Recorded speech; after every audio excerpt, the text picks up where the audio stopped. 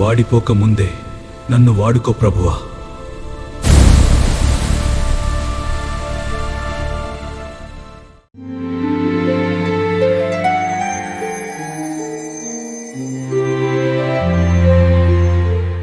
ప్రేమ కలిగిన దేవుడు, ప్రేమ పూర్ణుడు, ప్రేమ స్వరూపి అయిన యేసుక్రీస్తు ప్రభు నామమున అందరికీ వందనాలు, దేవునికి స్తోత్రాలు.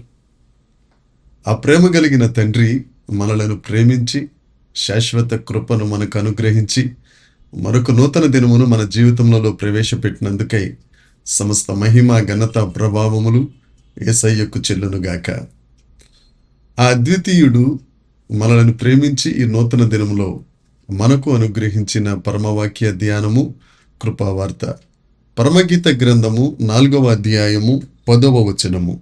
సహోదరి ప్రాణేశ్వరి, నీ ప్రేమ ఎంత మధురము, ద్రాక్షారసము కన్నా నీ ప్రేమ ఎంతో సంతోషకరము. నీవు పూసుకొను పరిమళ తైలముల వాసన సకల గంధ వర్గముల కన్నా సంతోషకరము. దేవునికి స్తోత్రం కలుగునుగాక, దేవునికి మహిమ కలుగునుగాక. ప్రభు అయిన యేసుక్రీస్తునందు ప్రియమైన ప్రతి ఒక్కరికి మరొకసారి దేవుని నామమున శుభములు తెలియచేస్తున్నాను. దేవుని యందు ప్రియమైన వారులారా, నీ ప్రేమ ద్రాక్షారసము కన్నా మధురము, ద్రాక్షారసము కన్నా సంతోషకరము, నీ ప్రేమ మధురము అనే ఈ ధ్యాన వాక్యమును మనం చదువుకున్నాం. పరమగీత గ్రంథం 1వ అధ్యాయంలో గతంలో ఈ మాటను మనం ధ్యానించాం. అయితే ఈ మాటలో ఉన్న కాస్తంత అర్థమును మరొకసారి ధ్యానించడానికి దేవుడు మనకు కృప దయచేయునుగాక.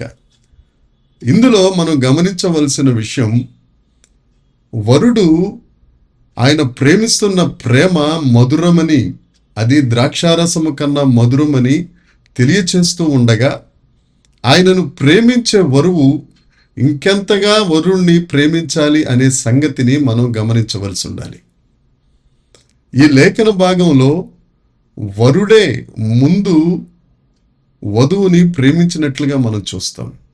దానికి తగ్గట్టుగానే వధువు వరుణ్ణి ప్రేమించాలి అని లేఖనం చెప్తుంది. ఎఫెసీ పత్రిక 5వ అధ్యాయం 1వ వచనాన్ని మనం చూస్తే, యేసుక్రీస్తు తానే మొదట మనలను ప్రేమించి బలిగా అర్పణగా తను తాను అర్పించుకొనెను అనే లేఖను మనం చూస్తాం. అయితే మనం చదువుకున్న పరమగీత గ్రంథం 4వ అధ్యాయం 10వ వచనం ధ్యానవాక్యం నందు ప్రియుడు ప్రాణేశ్వరితో అంటున్నారు, నీ ప్రేమ మధురము, నీ ప్రేమ ద్రాక్షారసము కన్నా సంతోషము. దేవునికి స్తోత్రం. దేవుడు సంఘమును గురించి చెప్పిన మాట చాలా సంతోషకరమైనదే, మంచిది. అయితే మన అంతరాత్మ ద్వారా సత్యముతో మనం చెప్పవలసిన విషయం ఏమిటంటే, అంతగా మనం దేవుణ్ణి ప్రేమించగలుగుతున్నామా? దేవుడు మనల్ని ఎలా ప్రేమించారో మనం చదువుకున్న ఎఫెసీ పత్రిక 5:1 ప్రకారం ఆయన బలిగా అర్పణగా తన ఆఖరి రక్తపు బొట్టు వరకు మనల్ని చిందించి ఆయన రక్తమును దారదారులుగా కార్చి నిన్ను నన్ను ప్రేమిస్తూ ఉంటే, అట్టి రీతిగా మనం ఆయన్ని ప్రేమించగలుగుతున్నామా? ఆయనను ప్రేమించని వారికి వచ్చే శిక్ష లేఖనములలో చాలా కఠినంగా ఉంటుంది. 1 కొరింథీ పత్రిక 16వ అధ్యాయం 22వ వచనమును మనం చూస్తే, ఎవడైనను తన్ను ప్రేమించకపోతే వాడు శాపగ్రస్తుడు అని ఒక కఠినమైన వచనం మనం లేఖనాల్లో చూడగలుగుతాం. దేవుని యందు ప్రియమైన వారులారా, దేవుడు మనలను ప్రేమించినంతగా మనం దేవుణ్ణి ప్రేమించగలుగుతున్నామా? లేని ఎడల భయంకరమైన శిక్ష, భయంకరమైన మాటను మనం పొందుకోవాల్సిన పరిస్థితి వస్తుందేమో. ఈ దినాలలో చాలా మంది లోకాన్ని ప్రేమిస్తున్నారు, లోకంలో ఉన్నదాన్ని ప్రేమిస్తున్నారు. ఆ లోకమును ప్రేమించి లోకంలో ఉన్నదాన్ని ప్రేమించడం వలన నాశనమును కొని తెచ్చుకుంటున్నాం మనం, శాపమును కొని తెచ్చుకుంటున్నాం మనం. మనలను శాశ్వతమైన ప్రేమిస్తూ తన్ను ప్రేమించాలని కోరుకుంటున్న ప్రభువు ఎవరైతే నన్ను ప్రేమిస్తారో వారి ఎడల శాశ్వతమైన కృపను నేను చూపిస్తానని ఇర్మియా గ్రంథము 31వ అధ్యాయము 3వ వచనంలో లేఖనం తెలియచేస్తుంది. దేవుడు తన్ను ప్రేమించాలని, ఆయన ప్రేమించబడాలని కోరుకుంటున్నారు. ఎవరైతే ఆయనను శాశ్వతంగా ప్రేమిస్తారో నేను వారిని శాశ్వతముగా ప్రేమిస్తున్నాను గనుక వారి ఎడల నా శాశ్వతమైన కృపను విస్తరింప చేస్తానని లేఖనం తెలియచేస్తుంది. దేవుని కృపను మనం పొందుకోవాలంటే దేవుణ్ణి మనం ప్రేమించాలి. ఎలా మనం దేవుణ్ణి ప్రేమిస్తామండి అని అంటే 1 యోహాను పత్రిక 5వ అధ్యాయం 3వ వచనం చూస్తే ఆయన ఆజ్ఞలను గైకొనుటయే ఆయనను ప్రేమించుట అని లేఖనం చెప్తుంది. యోహాను సువార్త 14వ అధ్యాయం 15వ వచనం చూస్తే నా ఆజ్ఞలను ప్రేమించువారు, నా ఆజ్ఞలు గైకొనువారు నన్ను ప్రేమిస్తున్నారు అని యేసుక్రీస్తు ప్రభువే తెలియజేశారు. ఏమిటి ఆ ఆజ్ఞలు? పాత నిబంధనలో 10 ఆజ్ఞల. లూకాసు వార్త 20వ అధ్యాయం మనం చూస్తే 30వ వచనం 31వ వచనంలో మొదటి ఆజ్ఞ మన పూర్ణ హృదయంతో, పూర్ణాత్మతో, పూర్ణ శక్తితో, పూర్ణ బలముతో, పూర్ణ వివేకంతో దేవుణ్ణి ప్రేమించాలి. రెండవది నిన్ను వలే నీ పొరుగు వారిని ప్రేమించాలి.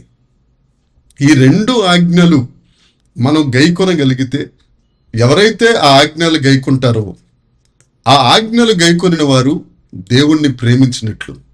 ఆ ప్రేమించు వారి పట్ల దేవుడు ఇస్తున్న మాట, నేను శాశ్వత కృప వారి మీద చూపిస్తానని. దేవుని యందు ప్రియమైన వారులరా, పరమగీత గ్రంథం 4వ అధ్యాయం 10వ వచనంలో ఉన్నమాట, ప్రాణేశ్వరి సహోదరి నీ ప్రేమ మధురం, నీ ప్రేమ ద్రాక్షారసము కంటే సంతోషకరమైనది.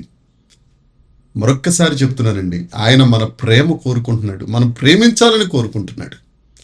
మనల్ని ప్రేమిస్తున్న వారిని కాదని మనలను నాశనానికి తీసుకెళ్లేవాడిని, దోచుకునేవాడిని, హత్య చేసేవాడిని, వాడి వెనకాల పడి వాడిని ప్రేమిస్తాను అని అంటే మనల్ని ఏమనాలి? ఒక్కసారి గమనిద్దాం, ఒక్కసారి ఆలోచిద్దాం. ఈ వాక్యం ద్వారా దేవుడు మనతో మాట్లాడుతున్నారు. మన ప్రేమ ఆయనకు కావాలి. మనం ఆయనను ప్రేమిస్తే శాశ్వతమైన కృపను చూపించి నిత్య జీవితాన్ని అనుగ్రహిస్తానంటున్నారు. ఎవరైతే ఆయనను ప్రేమించలో వారి శాపగ్రస్తులున్న లేఖన ప్రకారం మనము శాపగ్రస్తులము కాక శాపము నుండి జీవములోనికి వచ్చిన వారిగా, పాపము నుండి జీవములోనికి వచ్చిన వారిగా, జీవప్రదాత అయిన ఆ దేవుని చెంత చేరేవారిగా, ఆ ఎత్తబడే సంఘంలో ఉన్నవారిగా మనము ఆ భాగ్యమును పొందుకొని దేవుని చేత అభినందించేవారిగా, దేవుని చేత ప్రశంస పొందిన వారిగా మనము ఆయన నీడలో సాగిపోవుదముగాక. దేవుడు ఈ వాక్యము మనం వినికిడిలో దీవించునుగాక. ఆమేన్. ప్రార్థన చేసుకుందాం. పరలోకమందున్న మా తండ్రి, పరిశుద్ధుడా, కృప కలిగిన దేవ, మీకు వందనాలయ్యా. దేవనైనా ఈ దిన వాక్యము ద్వారా మీరు మాతో మాట్లాడిన మాటను బట్టి నీకు స్తోత్రం. మీరే మొదట మా కొరకు బలైపోయారు, అర్పణైపోయారు తండ్రి. మొదట మీరే మమ్మల్ని ప్రేమిస్తారు ప్రభా. మేము మిమ్మల్ని ప్రేమించాలి తండ్రి. దేవ, అట్టి హృదయమును మీరు మాకు దయచేయమని వేడుకొనుచున్నాం ప్రభా. దేవ, నీ ప్రేమ నుండి మమ్మలను ఎడబాపు వాడెవడని భక్తులు చెప్తుండగా మేము నీ ప్రేమను ఎడబాసి దూరం అయిపోతే శాపంలోకి వెళ్ళిపోతాం.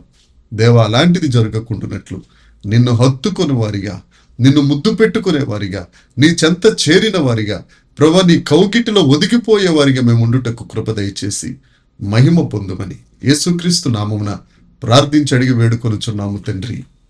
ఆమెన్. దేవుని కృప మనకు తోడై ఉండునుగాక. ఆమెన్. దేవుడు మనలందరినీ ఆశీర్వదించునుగాక. Amen, amen, amen.